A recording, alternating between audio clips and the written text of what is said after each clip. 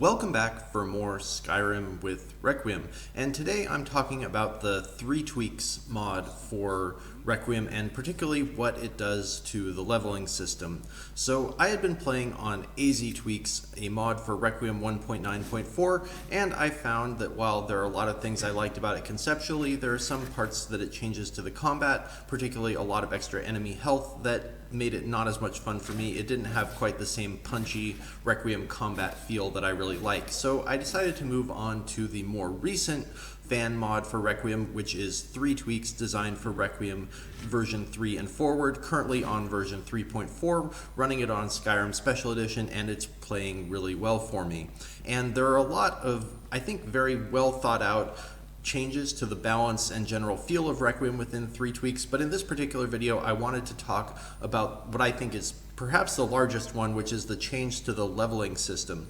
Because if you like the change to the leveling system in 3Tweaks, you'll probably like the mod. If you don't like it, you'll probably hate the mod. Right now I have to say I'm really enjoying it. It's a totally fresh take on Skyrim for me. I'm absolutely loving it. And so I wanted to make this video to share a little bit about how it works, because I think the leveling system introduced by 3Tweaks was part of what delayed me in trying the mod, and so I wanted to give a first impression that I had of that. And my character is currently about character level 15, and so I can't really comment on the late game balance, but here's what it's been like through the early game.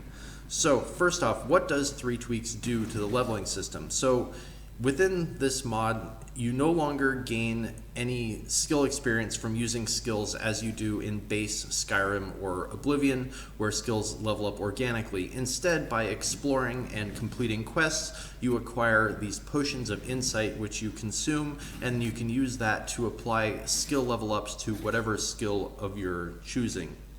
And this is a pretty big overhaul to the leveling system within Skyrim. And I think to understand where this kind of fits into the build and game diversity of Requiem, it helps to take a little step back.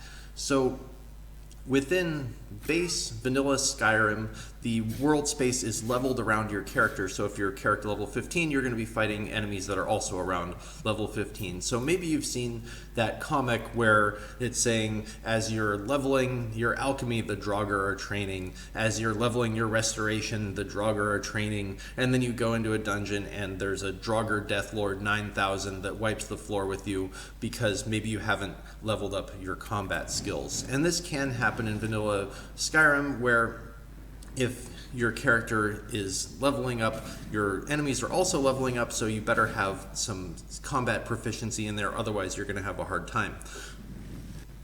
Requiem changes this because the world space is de-leveled. Enemies are a static level which is independent of your character, so it can actually make sense to go and level your alchemy a bunch in order to take perks in your combat tree, and then you become more effective in combat. And this is particularly true because in Requiem, perks are more important than skill levels for determining your character's effectiveness.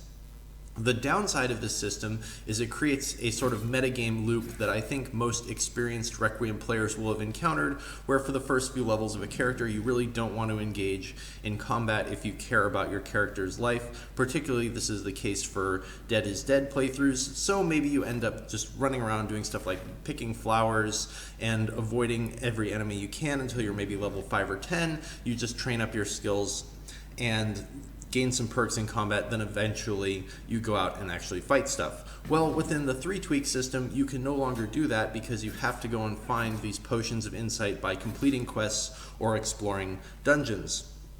And so, well, the obvious downside is that the early game, at least for me, was a bit more difficult than it would have been otherwise.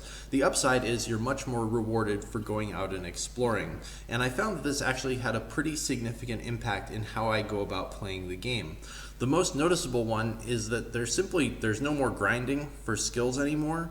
And I think if you've ever had to level up smithing to 100 or enchanting to 100 on a character before, this is just a huge relief because there's nothing particularly fun or exciting about creating many items that you intend to just sell to a vendor. It also kind of destroys the economy. You end up wasting a lot of time buying and selling materials instead of playing the game. That sort of grinding is not fun, and with 3Tweaks, that grind is completely gone, because if you wanted to level smithing to 100, you could do that without making a single item along the way.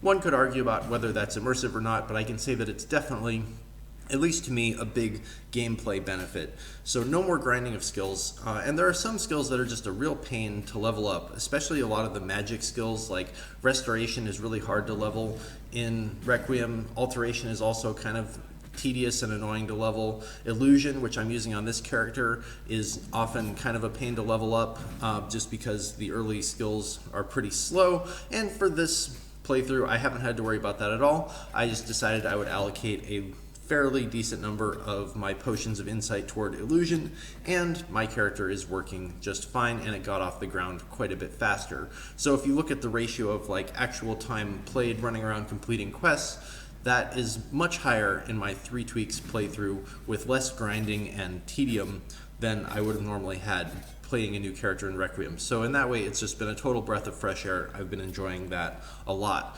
The other thing that the Potion of Insight system does is change the way that you go about doing exploration. Because instead of it being that you want to just spam skills at things, I mean, maybe you've had this experience before where you're running through the woods and you see an elk or a rabbit or whatever, and you're like, oh yeah, I'm totally going to shoot an arrow or cast a fireball at that elk just because it's going to give me a little bit of leveling experience and I need to level my skills.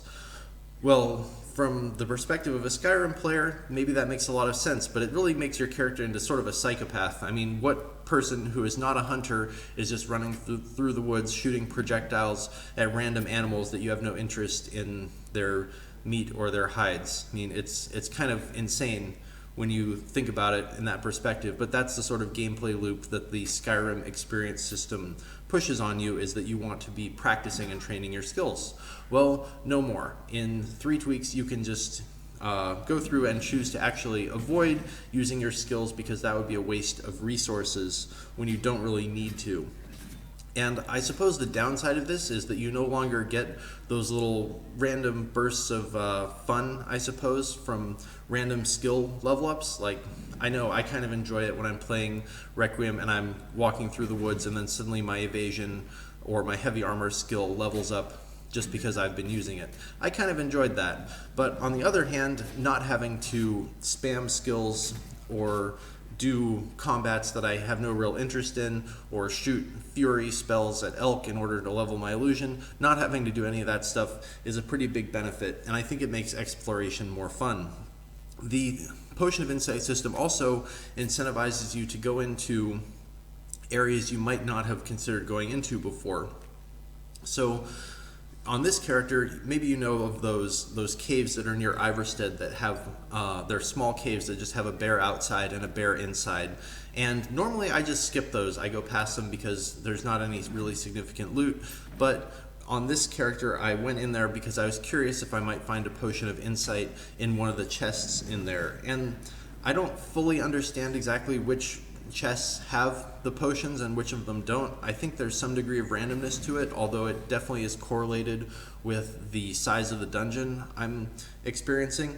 So there are areas that you would normally skip exploring, but now suddenly chests are especially significant, and it's worth going and looking for these loot chests, which I think has a more of a classic RPG feel, where you're going and looking for the chest of loot within the dungeon, as opposed to just trying to kill whatever you run into along the way.